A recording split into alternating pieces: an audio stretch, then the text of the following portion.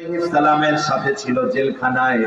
সে বলল, রাজা আপনি যদি বলেন জেলখানায় আমার যে সাথীর সাথে পরিচয় হয়েছে সেই সাথীকে যদি আমি জিজ্ঞাসা করি তাহলে সে এই স্বপ্নের ব্যাখ্যাটা ভালো দিতে পারবে।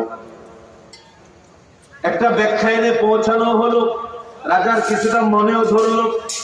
রাজা এবার আদেশ করলেন, এখান থেকে আয়াতটা শুরু। وقال الملك ائتوني به استخلصه لنفسي فلما كلمه قال إنك اليوم لدينا مكين أمين। রাজা আদেশ করলেন তার পাইক পেয়াদাকে জেলখানায় যে ইউসুফ আছে ইউসুফকে জেল থেকে মুক্ত করে নিয়ে আসো।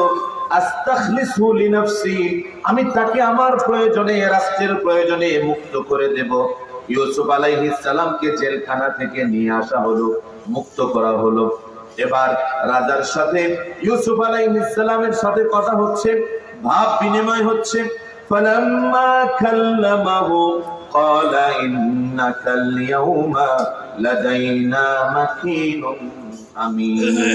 রাজা যখন ইউসুফ আলাইহিস সালামের সাথে কথা বলছেন, রাজা বলছেন, ইউসুফ তোমার সাথে কথা বলে আমি তৃপ্ত হলাম।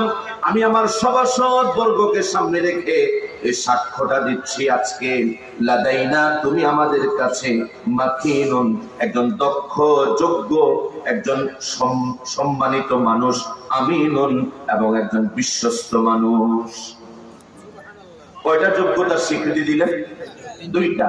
তুমি আমাদের কাছে মাকিনুন শব্দের একটা অর্থ হচ্ছে সম্ভ্রান্ত, মাকিনুন শব্দের অর্থ হচ্ছে সম্মানিত, মাকিনুন শব্দের অর্থ হচ্ছে যার মাথা আনা আছে, যোগ্যতা আছে, যোগ্যতাবান, খুব দক্ষ একজন মানুষ। ইউসুফ আলাইহিস সালাম তার দক্ষতার পরিচয়টা দিয়েছেন। বিভিন্ন তাফসীর তার বিবরণ এনেছে।